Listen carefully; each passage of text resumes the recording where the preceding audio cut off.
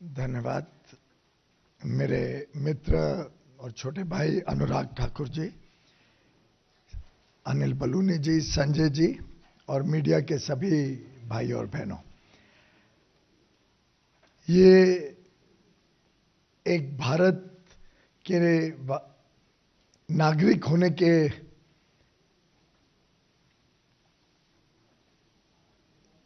तौर पर मैं समझता हूं आज पूरे देश में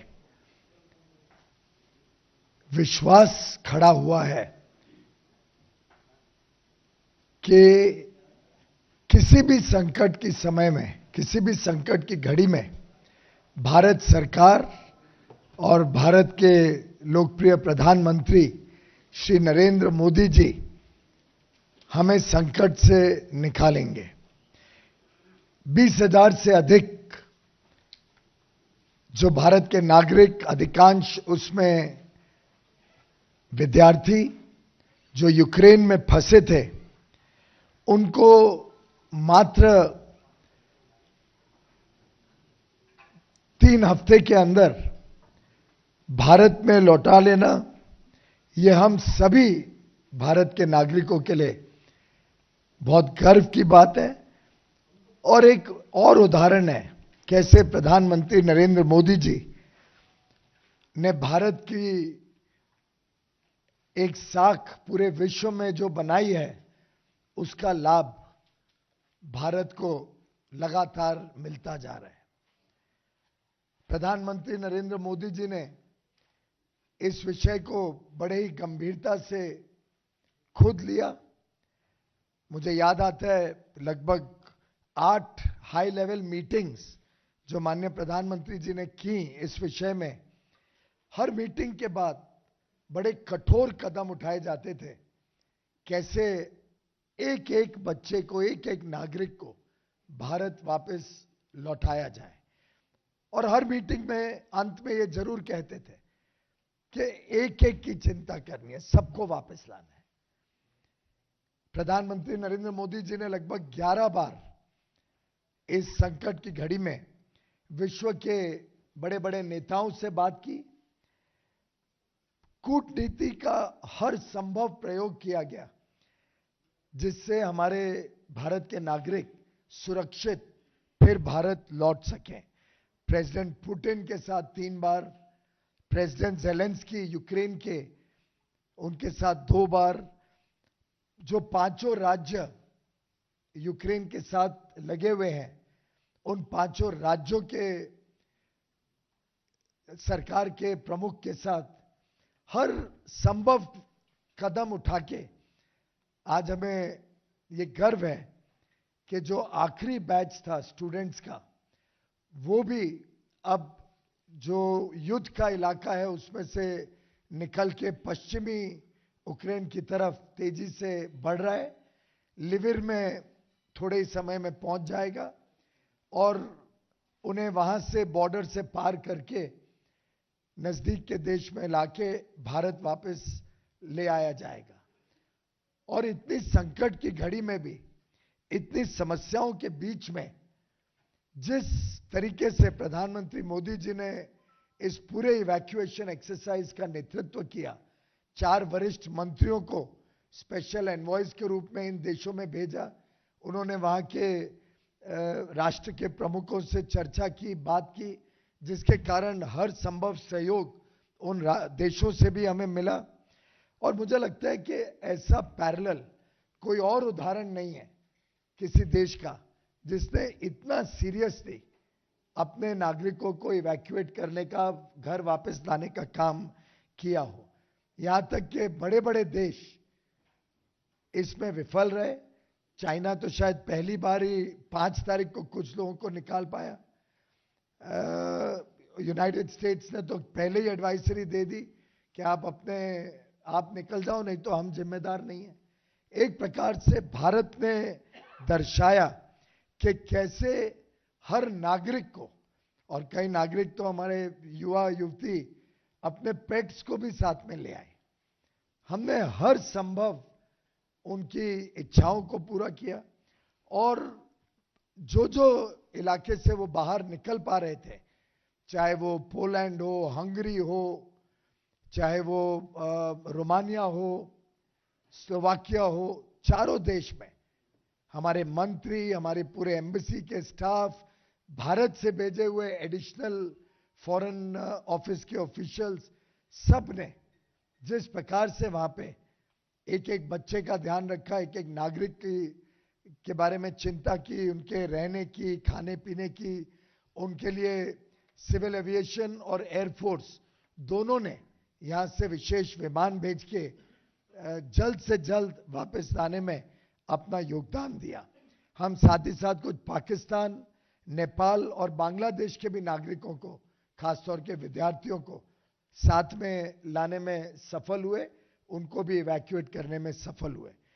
आज मैं समझता हूं हम सभी देशवासियों के लिए यह भी एक गर्व की बात है कि हमारा जो तिरंगा है उसकी अहमियत इस युद्ध के दौरान हमने देखी।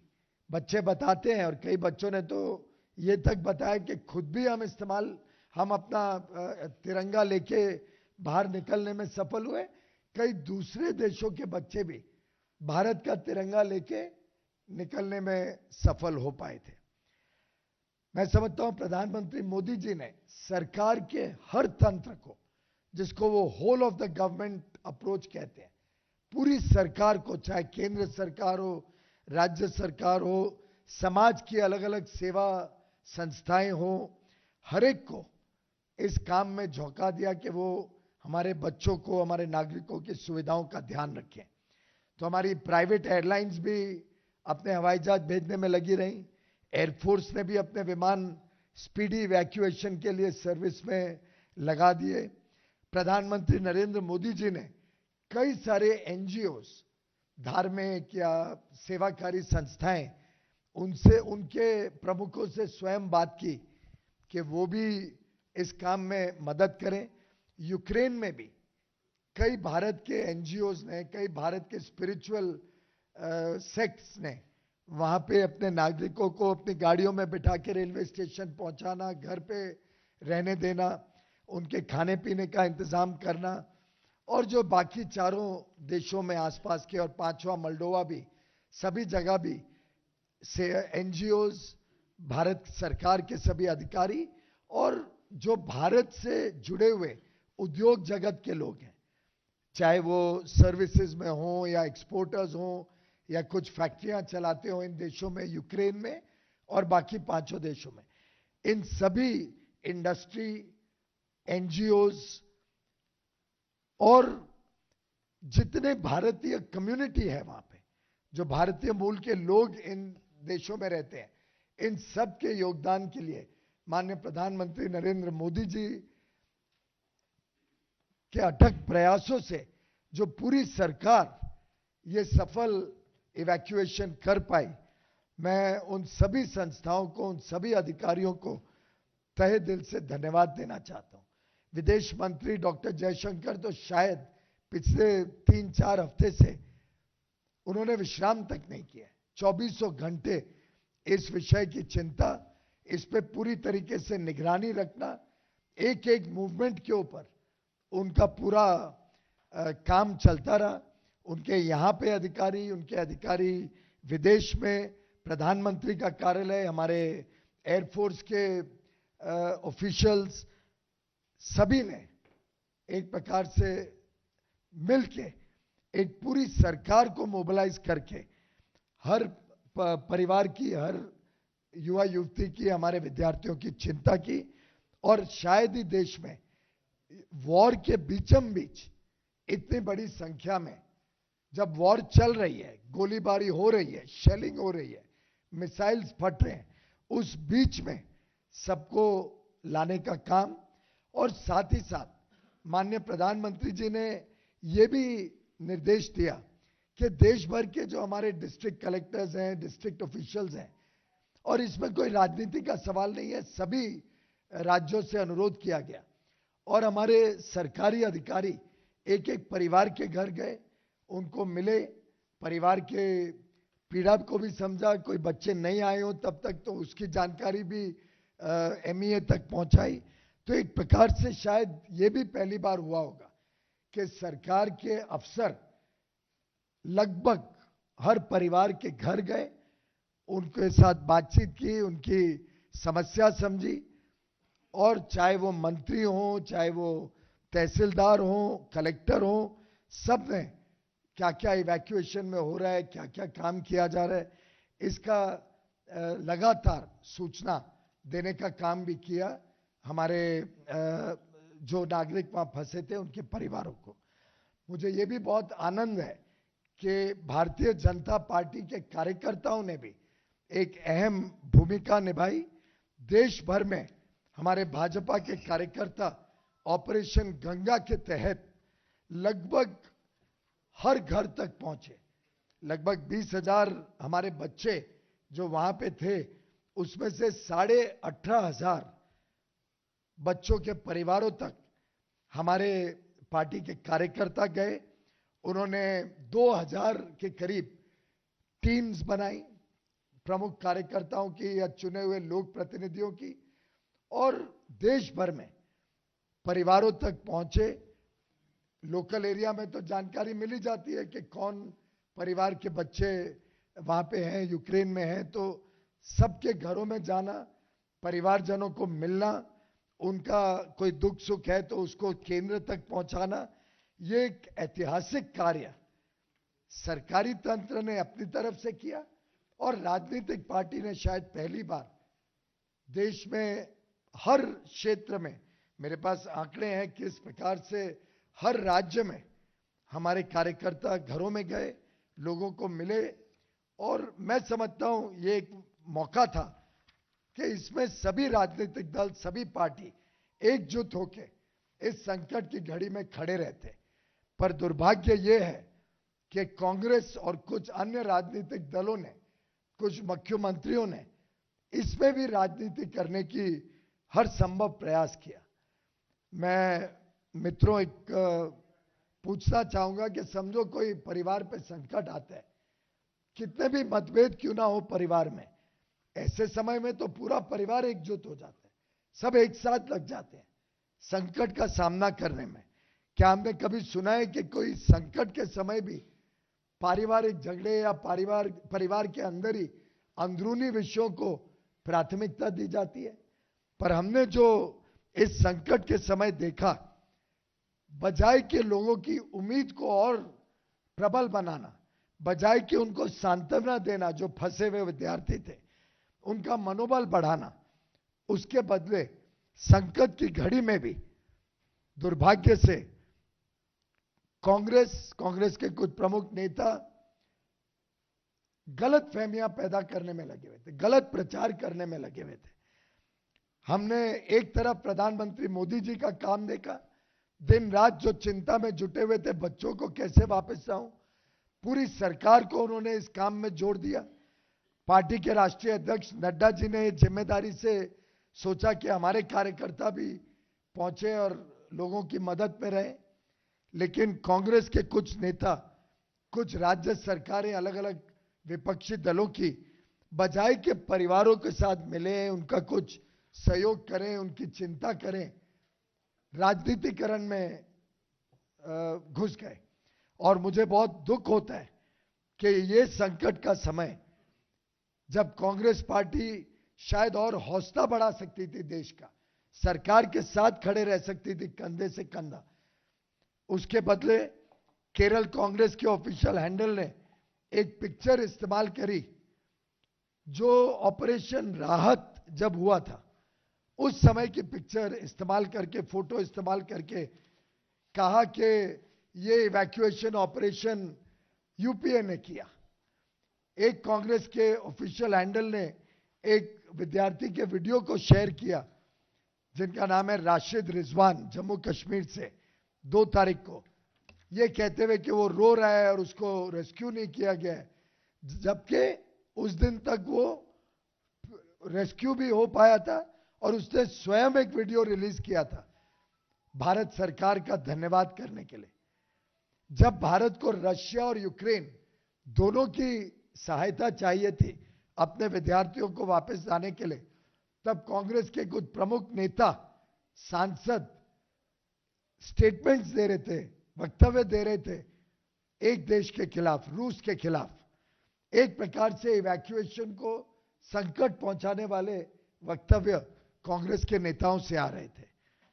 और उनके जो वरिष्ठ नेता हैं राहुल गांधी जी, वो न्यूज रिपोर्ट शेयर कर रहे थे पाकिस्तान के प्राइम मिनिस्टर इमरान खान को कोट करते हुए। इमरान खान भारत का आलोचना करे तो समझ में आ सकता है, पर उसको अगर राहुल गांधी जी शेयर करेंगे तो मैं समझता हूं ये तो बहुत ही दुर्भाग्य की बात है और हमारे लिए, सबके लिए एक शर्मनाक घटना है कि राजनीति इतने नीचे स्तर तक गिर गई है कि संकट के समय भी कांग्रेस और उनके मित्र दल ऐसे संकट में भी राजनीति पे ज्यादा बल देते हैं। कांग्रेस लगातार ट्वीट कर रही थी कि हमारे लोग यूक्रेनिया में इंडियन एम्बेसडर को, यूक्रेन में इंडियन एम्बेसडर को लगातार फोन कर रहे हैं। तो भाई उनको फोन करने से तो आप उनकी लाइन को क्लॉक कर रहे हो। वो लाइन फ्री रहनी चाहिए जिससे बच्चे उनसे बात कर सके, बजाय कि ये यहां से राजनेता है उनको फोन करें। तमिलनाडु की सरकार ने डिमांड किया कि हमारे कुछ एमपीज का शिष्टमंडल आसपास के देशों में जाना चाहता है। मैं समझता हूं ऐसे मौके पे एम्बेसी का स्टाफ इनका चिंता करे या विद्यार्थियों की चिंता करे जिनको बाहर निकालना। हमारे मंत्री तक एम्बेसी ऑफिशियल्स के साथ नहीं लगे थे, वो स्वयं बॉर्डर में विद्यार्थियों की सेवा में लगे थे या एयरपोर्ट पे। कोई एम्बेसी ऑफिशियल को हमारे मंत्रियों ने अपने काम में नहीं इन्वॉल्व किया, पूरी तरीके से विद्यार्थियों की सेवा में लगे थे। और मैं समझता हूं कि एक दक्षिणी राज्य के मुख्यमंत्री ने ये जब डिमांड की कि आप प्रायोरिटी दीजिए हमारे प्रदेश के बच्चों को, इससे ज्यादा दुर्भाग्यपूर्ण स्थिति नहीं हो सकती। केंद्र सरकार पूरे देश के हर विद्यार्थी को एक मानती थी, कोई भेदभाव के बगैर जो बच्चे निकलते थे उनको हम तुरंत भारत लाते थे और पूरी योजना थी कि हर व्यक्ति का एक तरफा, एक तरीके से सेवा हो, उनकी देखरेख हो और उनको भारत लाने में हर संभव प्रयास हो। मुझे आज खुशी है कि आज लगभग हमारे सभी विद्यार्थी लौटने में सफल हो रहे हैं। जो आखिरी बैच है सुमी का, वो भी शायद कल तक पोलैंड या आसपास के एक देश में पहुंच के फिर जल्द से जल्द भारत आ जाएगा। भारत में भी एयरपोर्ट पे लैंड करने से अपने घर पहुंचने तक सबकी चिंता की गई है, सबके बारे में अरेंजमेंट्स जो आवश्यक थे वो किए गए। मैं समझता हूं कि ये एक और उदाहरण है कैसे भारत के प्रधानमंत्री नरेंद्र मोदी जी इस देश के हर व्यक्ति की चिंता करते हुए, हर नागरिक की चिंता करते हुए दिन रात काम करते हैं। और दूसरी तरफ कुछ राजनीतिक दल बहुत ओछी राजनीति में पूरे समय पड़े रहते हैं। मैं मीडिया के मित्रों का भी धन्यवाद करना चाहूंगा जिन्होंने लगातार देश का मनोबल बढ़ाया, जिन्होंने लगातार लोगों को जानकारियां भी दी। जो मीडिया, हमारे जो कंट्रोल रूम नंबर्स थे वो सब भी आपने रेगुलरली फ्लैश किए और आप सबके सहयोग के लिए भी मैं आप सबका धन्यवाद करना चाहता हूं। बहुत बहुत धन्यवाद आदरणीय पीयूष जी। इस संदर्भ में कोई आप लोगों के सवाल हो तो एक एक करके पूछ सकते हैं।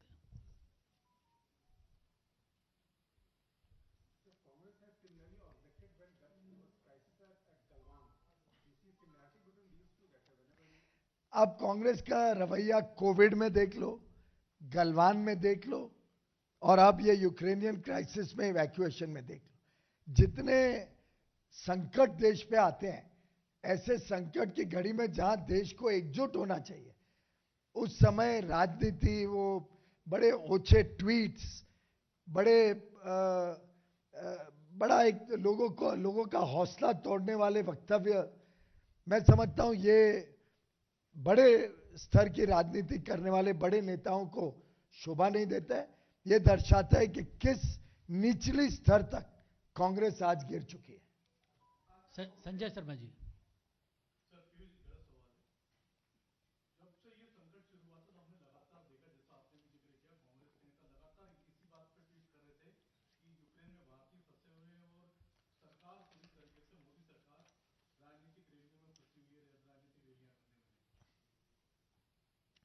मैं समझता हूं पूरी सरकार तो इस राहत के काम में लगी हुई थी। मुझे अभी भी याद है कि हर सुबह और हर शाम माननीय प्रधानमंत्री जी पूरे समय इसकी मॉनिटरिंग अपने कार्यालय से करते थे।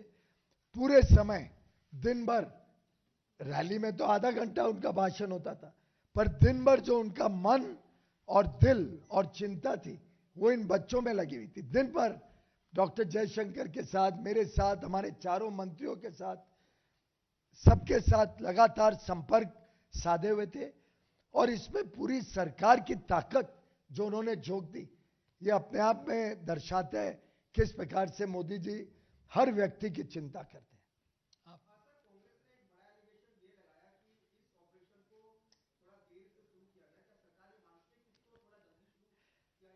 मैं समझता हूं आपको सबको जानकारी है कि भारत सरकार ने 15 फरवरी को ही युद्ध के काफी पहले एडवाइजरी इशू कर दी थी। उसके बाद 2 और एडवाइजरी इशू की युद्ध होने के पहले, और लगातार स्टूडेंट्स के लिए ये सुझाव दिया, स्टूडेंट्स को रिक्वेस्ट किया कि आप तुरंत देश वापस लौट आइए। उस समय आपको याद होगा एयर बबल चल रहा था, तो यूक्रेन की हफ्ते में एक ही फ्लाइट चल रही थी। हमने उसको बढ़ा के रोज 2 फ्लाइट कर दी, रोज 2-2 फ्लाइट रोज जाने लगी। 4000 से अधिक लोग उसके पहले ही आ गए युद्ध के, और आ सकते थे। प्लेन्स की कोई कमी नहीं थी, सीट्स की कमी नहीं। दुर्भाग्यपूर्ण स्थिति यह रही कि कई बच्चों ने उन एडवाइजरी को शायद पूरी तरीके से सीरियसली नहीं लिया, और शायद कुछ यूनिवर्सिटीज ने भी जिधर वो पढ़ते थे उनको गुमराह किया। मेरी स्वयं भी कई बच्चों से बात हुई है, और बच्चे बड़े बहुत बहुत भावुक होकर बात करते थे। लगभग मेरा अनुभव है कि हर व्यक्ति, और हमारे पार्टी के कार्यकर्ताओं ने भी जो रिपोर्ट दी है उसमें भी जो मार्मिक जिस प्रकार के अनुभव आए हैं, जिस प्रकार के वक्तव्य बच्चों ने, उनके परिवारों ने दिए, प्रधानमंत्री जी का धन्यवाद, हमारे एम्बेसी का धन्यवाद, ऑफिशियल्स का धन्यवाद, एनजीओज का धन्यवाद करते हुए मैं समझता हूं कि हर संभव कोशिश की गई कि बच्चे समय पे निकले, पर कुछ यूनिवर्सिटीज ने उनको वहां रोकने की कोशिश की। कह दिया कि तो बार बार होती रहता है, 2014 से ऐसी परिस्थिति चल रही है। उसमें शायद कुछ बच्चे गुमराह हो गए, पर जैसे ही युद्ध शुरू हुआ उस दिन के बाद से लगातार आपने देखा रोज बच्चे आते रहे। कभी 15 फ्लाइट, कभी 20 फ्लाइट रोज ही बच्चों को लेके आ रही थी। एक मिनट, आप पूछिए। राजीव हो गया, राजीव हो गया। हाँ, आप पूछिए।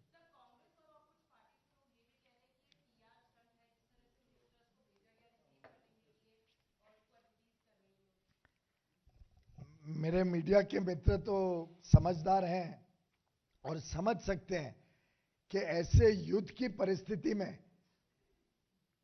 कोई वहां पे जाके अपने आप को बैठना नहीं चाहेगा। ऐसी परिस्थिति में आप जरा विचार करिए कि हमारे भारत के नागरिक जब यूक्रेन से निकले, पोलैंड आए, रोमानिया आए, हंगरी आए, स्लोवाकिया आए, कुछ मोल्डोवा के माध्यम से रोमानिया आए, यानी 5 देशों में बिना वीजा के कैसे घुसने को उनको प्रवेश मिला।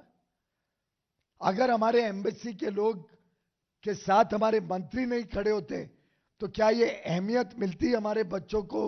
क्या ये सब सहूलियतें मिलती कि कोई वीजा नहीं? कई लोगों के तो पासपोर्ट भी नहीं था, जल्दबाजी में हबड़ तबड़ में पासपोर्ट के बगैर आ गए। तो ऐसे में माननीय प्रधानमंत्री के स्पेशल एनवॉय के नाते वहां के राष्ट्रपति या वहां के प्रधानमंत्री ने उनको रिसीव किया, क्योंकि प्रधानमंत्री जी ने उनसे फोन पे भी बात की थी, एक स्पेशल एनवॉय भेजा, तो वहां की पूरी सरकार ने हर संभव मदद की हमारे बच्चों की। और ये इसीलिए हो पाया क्योंकि हमारे मंत्री वहां गए। और बहुत ही ये ओछेपने की और एक हद है कि यहां हम बच्चों को इवैक्यूएट करके देश ला रहे हैं और कांग्रेस को इसमें भी पब्लिसिटी दिख रही है। ये ओछेपने की वास्तव में हद पे हद पार कर रही है कांग्रेस पार्टी। रविंदर जी।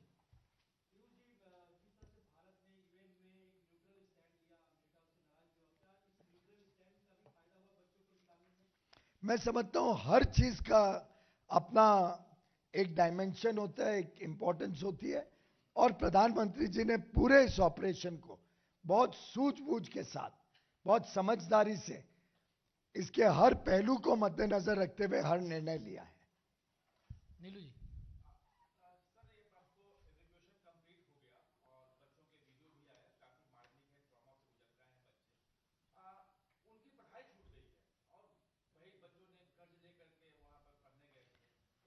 भाई साहब, अभी तो इवैक्यूएशन का आखिरी चरण चल रहा है। सुमी के बच्चे रास्ते में हैं, पश्चिमी यूक्रेन की तरफ आ रहे हैं। एक बार वो आ जाएं, लौट जाएं, इस विषय के ऊपर फिर विस्तार से विचार करेंगे।